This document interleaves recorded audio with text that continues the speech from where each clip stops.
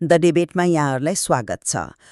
यदि तपाईँ आज पाटन, भक्तपुर वा काठमाडौँको दरबार स्क्वायरमा हिँड्नुभयो भने नि तपाईँको चारैतिर मल्लकालीन वास्तुकलाको भव्यता देखिन्छ। काठका कलात्मक झ्यालहरू, ढुङ्गाका मन्दिरहरू र इँटाका ती विशाल प्राङ्गणहरू देख्दा जो कोहीलाई पनि लाग्न सक्छ कि नेपाली सभ्यताको चरमोत्कर्ष वा भनौँ न स्वर्णयुग पक्कै पनि यही हो। एकदम बाहिरबाट हेर्दा त्यो भव्यताले साँच्ची नै त्यही महसुस गराउँछ। हो नि, तर के साँच्चै त्यस्तो हो त? आजको हाम्रो विमर्शको केन्द्रबिन्दु नै यही हो कि हामीले देखेको यो मल्लकालीन भव्यता नै हाम्रो इतिहासको सबैभन्दा सुनौलो अध्याय हो, वा यो त केवल एउटा यस्तो महल हो जुन 1000 वर्ष अघि निर्माण गरिएको अत्यन्तै बलियो जगमा उभिएको छ। त्यो जगको कुरा गर्दा म चाहिँ अलिक फरक कोणबाट हेर्छु यसलाई। जग पक्कै पनि महत्त्वपूर्ण हुन्छ, तर जगलाई मात्र हेरेर हामीले सिङ्गो सभ्यताको मूल्याङ्कन गर्न मिल्दैन जस्तो लाग्छ। भन्नाले मतलब जब हामी स्वर्णयुग अर्थात् गोल्डन एजको कुरा गर्छौँ नि, हामीले समाजको आर्थिक सम्पन्नता, जनजीवनको सहजता र कलाको उच्चतम बिन्दुलाई हेर्नुपर्ने हुन्छ। मल्लकालको त्यो भित्री कथा एउटा यस्तो आर्थिक र सामाजिक क्रान्तिको कथा हो जसले काठमाडौँ उपत्यकालाई सिङ्गो हिमालय क्षेत्रकै केन्द्रबिन्दु बनाइदियो। त्यसैले मेरो तर्कमा मल्लकाल नै वास्तविक स्वर्णयुग हो। मलाई त्यसमा अलिकति आपत्ति छ। ऐतिहासिक स्रोत र दस्तावेजहरूले लामो समयदेखि लिच्छवी काललाई नेपाली इतिहासको स्वर्णयुग भन्दै आएका छन् र म यही परम्परागत तर तथ्यमा आधारित मान्यताको प्रतिनिधित्व गर्दैछु। भनेपछि तपाईँ लिच्छवी कालका पक्षमा हुनुहुन्छ? पक्कै पनि। मेरो तर्क के छ भने राजा मानदेवदेखि अंशुवर्मासम्मको लिच्छवी कालले शून्यताबाट जसरी राज्य व्यवस्था, कूटनीति र संस्थागत विकासको जग बसाल्यो नि, त्यो नै हाम्रो इतिहासको सबैभन्दा महान उपलब्धि हो। सभ्यताको बिउ रोप्नु भनेको। तर बिउ रोप्नु एउटा कुरा हो नि, त्यसमा लट्टरम्म फल फलाएर आम जनतालाई त्यसको स्वाद चखाउनु नितान्त फरक र धेरै ठूलो उपलब्धि हो। मल्लकालले त्यही गरेको थियो। ठिक छ, म सिधै विषयवस्तुमा प्रवेश गर्न चाहन्छु अब। कुनै पनि युगलाई स्वर्णयुग भन्नका लागि त्यसले समाजलाई कत्तिको रूपान्तरण गर्यो भनेर हेर्नुपर्छ नि, होइन र? लिच्छवीकालभन्दा अगाडिको समाज कस्तो थियो विचार गर्नुहोस् त। छरपष्ट कबिला प्रणालीमा आधारित हो, ठ्याक्कै। कुनै स्पष्ट कानुनी व्यवस्था थिएन, तर लिच्छवीहरूले पहिलो पटक राज्य संयन्त्रको निर्माण गरे। सन् 464मा मानदेवले चाँगुनारायणमा शिलालेख राखेर इतिहासलाई लिपिबद्ध गर्ने परिपाटी बसाले। उनले मानगृह जस्तो भव्य दरबार बनाए र सबैभन्दा महत्त्वपूर्ण कुरा, श्री मानाङ्क अङ्कित नेपालको पहिलो प्रमाणिक मुद्रा चलाए। मुद्राको सुरुवात हुनु पक्कै ठूलो कुरा हो। गरी विशिष्टीकृत प्रशासनिक निकायहरू खडा भए, जस्तै कुथेरले जग्गाको कर उठाउने, मापछोकले विवाह र पारापाचुकी हेर्ने। लिङ्गवल र सुल्ली पनि थिए क्यारे, होइन? एकदम सही। लिङ्गवलले बाटोघाटो र कुलो हेर्ने र शुल्लीले पञ्च अपराधको छानबिन गर्ने। शून्यबाट यति सुदृढ राज्य संयन्त्र र न्याय प्रणाली निर्माण हुनु, जहाँ हरेक कामको लागि एउटा निश्चित निकाय छ, कि यो स्वर्णयुगको सबैभन्दा ठूलो प्रमाण होइन र? तपाईले लिच्छवी कालका अड्डाहरू र मुद्राहरूको फेरिस्त त एकदमै राम्रोसँग प्रस्तुत गर्नुभयो, तर के सरकारी अड्डाहरू खुल्नु र कर उठाउने संयन्त्र बन्नु मात्र स्वर्णयुग हो त? प्रशासन बिना त राज्य चल्दैन नि। जयस्थिति मल्लको पालामा समाजले एउटा अभूतपूर्व रूपान्तरण देख्यो। उनले 4 वर्ण र 18 जातको सामाजिक व्यवस्था लागू गरे। सुन्दा त यो आजको नजरमा केवल जातीय विभाजन जस्तो मात्र लाग्छ नि। सुन्दा त्यस्तो लाग्न सक्छ, म मान्छु, तर तत्कालीन अर्थतन्त्रको चस्माबाट हेर्दा यो श्रमको विशिष्टीकरण अर्थात् डिभिजन अफ लेबरको एउटा उत्कृष्ट नमुना थियो। हरेक पेसालाई एउटा संस्थागत स्वरूप दिइयो। कसले फलामको काम गर्ने, कसले तामाको, कसले व्यापार गर्ने। यसले गर्दा सिपहरू पुस्तान्तरण हुँदै गए र उपत्यका एउटा विशाल उत्पादन केन्द्र वा भनौँ न फ्याक्ट्रीमा परिणत भयो। तपाईले जयस्थिति मल्लको वर्णाश्रम व्यवस्थालाई श्रमको विशिष्टीकरण भनेर निकै आकर्षक रूपमा प्रस्तुत गर्नुभयो, तर के यसले समाजमा गतिशीलतालाई रोकेर मानिसहरूलाई एउटै पेसामा खुम्च्याएन र? त्यो समयको आवश्यकता थियो। आवश्यकता भन्दा पनि कठोर विभाजन थियो। हेर्नुस् न, लिच्छवी कालमा यस्तो कठोर विभाजन थिएन। त्यहाँ पाञ्चाली जस्तो उत्कृष्ट स्थानीय स्वायत्त शासन थियो। पाञ्चाली भनेको गाउँको प्रशासन चलाउने स्थानीय संयन्त्र थियो नि, जसले कुलो बनाउने, न्याय दिने र विकास निर्माणका काम गर्थ्यो। यसको अर्थ के हो भने लिच्छवी राजाहरूले शक्तिलाई केन्द्रमा मात्र मुट्टी कसेर राखेनन्, विकेन्द्रीकरण गरे। जब स्थानीय समस्याहरू पाञ्चालीले नै समाधान गर्न थाले, तब केन्द्रका राजाहरू जस्तै अंशुवर्मा वा नरेन्द्रदेव बृहत कूटनीतिक मामिला र अन्तर्राष्ट्रिय व्यापारमा ध्यान केन्द्रित गर्न स्वतन्त्र भए। मल्लकालको जस्तो कठोर सामाजिक विभाजनभन्दा लिच्छवी कालको यो लचिलो र विकेन्द्रीकृत प्रणाली धेरै प्रगतिशील लाग्छ मलाई। म तपाईँको यो तर्कसँग पूर्ण रूपमा सहमत हुन सकिनँ। तपाईँले मल्लकालीन व्यवस्थालाई कठोर विभाजन भन्नुभयो, तर त्यही व्यवस्थाले ल्याएको आर्थिक स्थायित्वलाई हामीले नजरअन्दाज गर्न मिल्दैन। जय स्थिति मल्लले समाजलाई मात्र होइन, अर्थतन्त्रको मूल आधार जमिनलाई पनि व्यवस्थित गरे नि। जमिनको वर्गीकरणको कुरा गर्नुभएको हो, उनले जग्गालाई माटाको उत्पादन क्षमताको आधारमा अब्बल, दोयम, सिम र चाहार गरी 4 भागमा वर्गीकरण गरे। यो किन क्रान्तिकारी थियो भने यदि राज्यले उर्वर नदी किनारको जग्गा र उब्जनी नहुने पाको जग्गा दुवैबाट एउटै दरमा कर उठायो भने के हुन्छ? किसानहरू मारमा पर्छन्। जयस्थिति मल्लले उब्जनीको आधारमा कर तिर्ने वैज्ञानिक प्रणाली ल्याए। त्यो त राम्रो कदम हो, म मान्छु। त्यति मात्र कहाँ हो र, नाप्नमाना, पाथी, ढक, तराजुको मानीकरण गरे र जग्गालाई धितो राखेर ऋण लिन पाउने कानुनी व्यवस्था गरे। यो भनेको जग्गालाई पुँजीमा परिणत गर्नु हो। गोपाल राजवंशावली मार्फत यी कानुनहरूलाई लिपिबद्ध गरियो। लिच्छवीहरूले प्रशासन त बनाए, तर मल्लहरूले त्यो प्रशासनलाई आम मानिसको दैनिक जीवन र पुँजी निर्माणसँग जोडेर एउटा सुचारू आर्थिक इन्जिन नै तयार गरे नि त। जमिनको वर्गीकरण र नापतोलको मानीकरण महत्त्वपूर्ण कदमहरू हुन्, त्यसमा मेरो कुनै विवाद छैन। तर तपाईँले जुन आर्थिक इन्जिनको कुरा गर्नुभयो नि, त्यसको स्टार्टर त लिच्छवी कालमै थिचिएको थियो। कसरी? अन्तर्राष्ट्रिय अर्थतन्त्रको कुरा गरौँ न।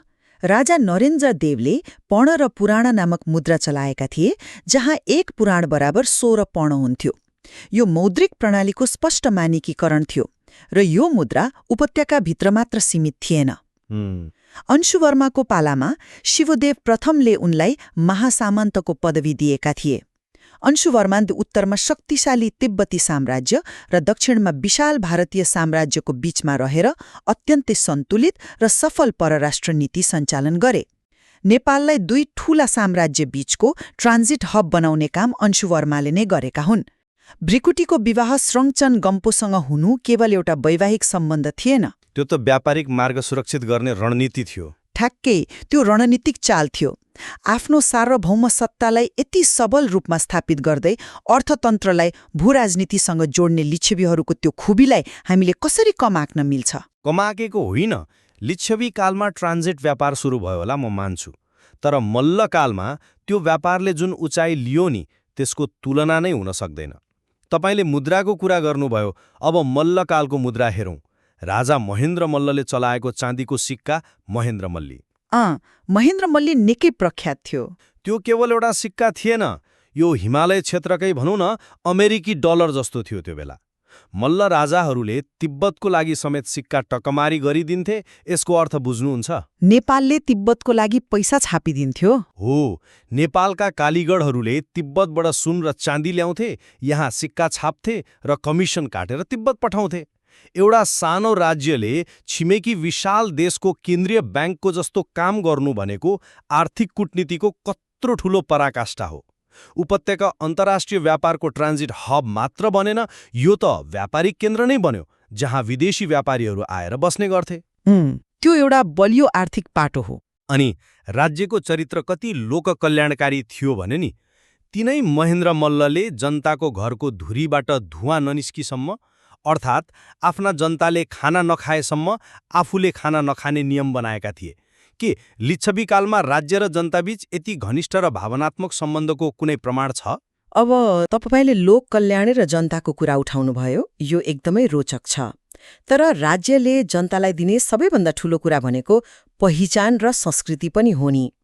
आज हामी काठमाडौँ उपत्यकालाई मन्दिरै मन्दिरको सहर वा जीवित संग्रहालय भन्छौं नि। पक्कै पनि। यसको श्रेय तपाईँ मल्लकाललाई दिनुहुन्छ होला, तर वास्तुकला र अमूर्त सांस्कृतिक सम्पदाको वास्तविक जग लिच्छवी कालमै खडा भएको थियो।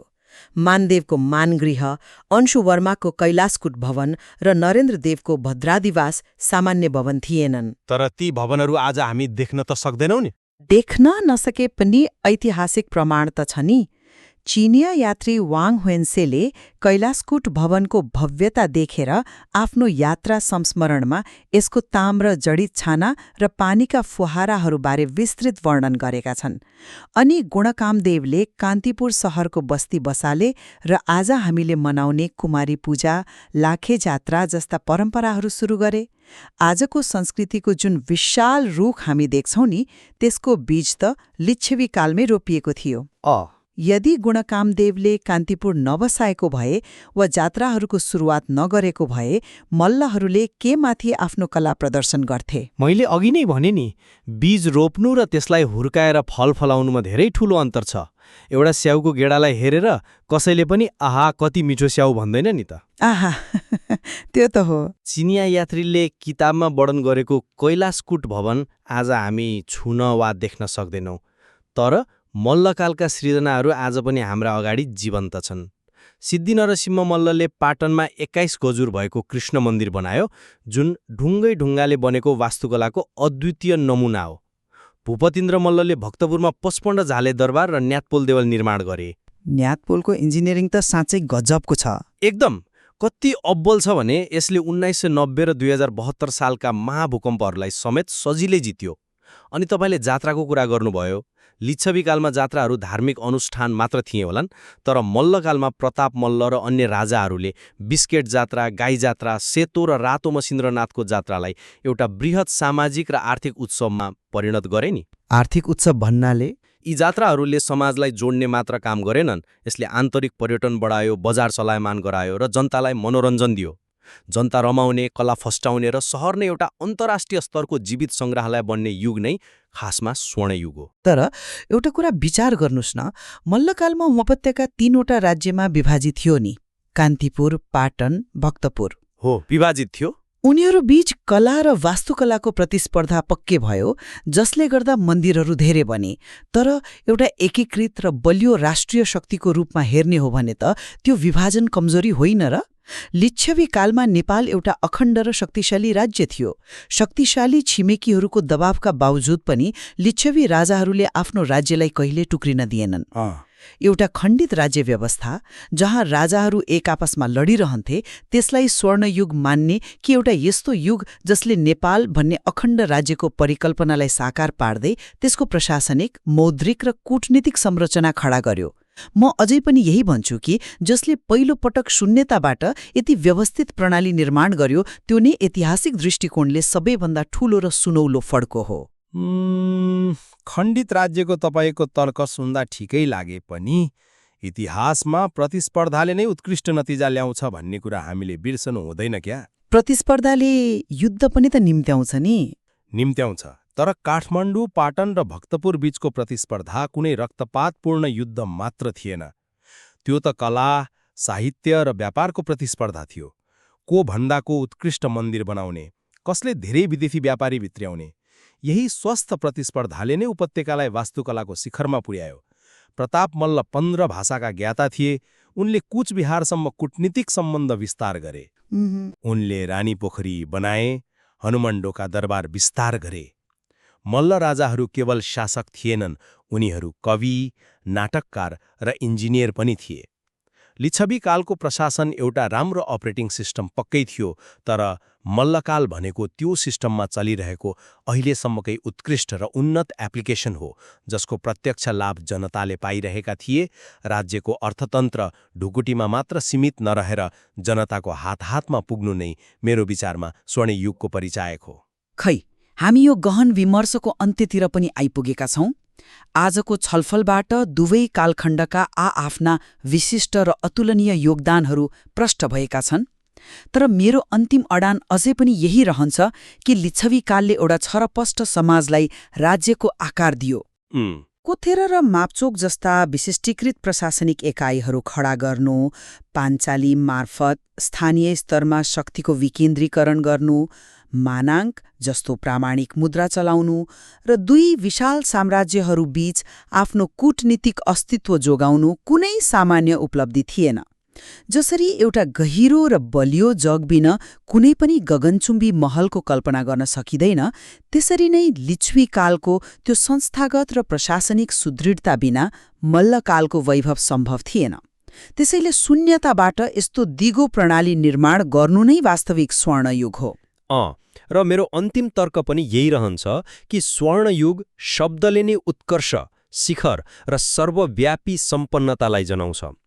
जयस्थिति मल्लले ल्याएको वैज्ञानिक जग्गा वर्गीकरण प्रणाली जसले करलाई न्यायपूर्ण बनायो, महेन्द्र मल्ली जस्तो मुद्रा जसले तिब्बतको अर्थतन्त्रलाई नै डोर्याउँदै नेपाललाई आर्थिक शक्ति केन्द्र बनायो, र सिद्धिनरसिंह, प्रताप र भूपतिन्द्र मल्लहरूले निर्माण गरेको भूकम्प प्रतिरोधी र अभूतपूर्व वास्तुकला, यी सबैले मल्लकाललाई सभ्यताको एउटा यस्तो उचाइमा पुर्याए जुन आजसम्म पनि अझेय छ। जग जतिसुकै बलियो भए पनि मानिसहरूले अनुभव गर्ने र बाँच्ने भनेको त्यसमाथि ठडिएको महलमै हो। त्यो जनमुखी आर्थिक सुदृढीकरण र सांस्कृतिक वैभव नै इतिहासको वास्तविक स्वर्णयुग हो। पक्कै पनि नेपालको इतिहास बुझ्न यी दुवै कालखण्डको आफ्नै विशिष्ट महत्त्व छ भन्ने कुरामा हामी सायद सहमत छौं।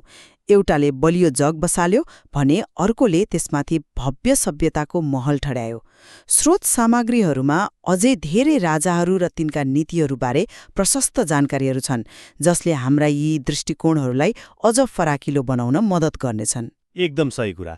इतिहासलाई हेर्ने चस्मा एउटै मात्र हुँदैन। हो नि। अब स्वर्णयुग राज्यको आधारभूत प्रशासनिक र कूटनीतिक सुदृढतालाई मान्ने, जहाँ पहिलोपटक कानून र व्यवस्थाको उदय भयो, कि त्यसको सांस्कृतिक र आर्थिक चरमोत्कर्षलाई मान्ने, जहाँ उपत्यका सिङ्गो हिमालय क्षेत्रकै आर्थिक र कलात्मक केन्द्र बन्यो, यो निष्कर्ष निकाल्ने जिम्मा हामी हाम्रा श्रोताहरूलाई नै छोड्छौं। पक्कै पनि उहाँहरूले नै विचार गर्नुहुनेछ। आजको विमर्शबाट यहाँहरूले पक्कै पनि हाम्रो आफ्नै इतिहासलाई हेर्ने नयाँ र गहिरो दृष्टिकोण पाउनुभयो होला। अर्को पटक फेरि यस्तै अर्थपूर्ण विमर्शका साथ उपस्थित हुनेछौं। सुन्दै गर्नुहोला द डिबेट।